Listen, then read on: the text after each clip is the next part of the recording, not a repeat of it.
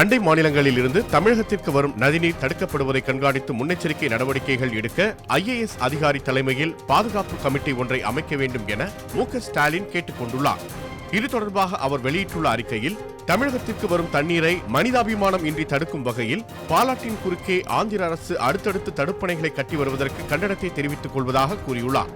பாலாற்றின் குறுக்கே 22க்கும் மேற்பட்ட இடங்களில் தடுப்பணைகள் கட்டப்படுவதும் அவற்றின் உயரம் அதிகரிக்கப்படுவதும் தமிழக விவசாயிகளுக்கு ஆந்திர அரசு செய்யும் மன்னிக்க முடியாத துரோகம் என்றும் மு.க.ஸ்டாலின் குற்றம் சாட்டியுள்ளார். ஆந்திர முதலமைச்சர் சந்திரபாபு நாயுடு தனது தொகுதியை செழிக்க வைப்பதற்காக ஒரு மாநிலத்திற்கே பயன்பட வேண்டிய தண்ணீரை தடுப்பது படுபாதகமான செயல் என்றும் ஸ்டாலின் கண்டித்துள்ளார்.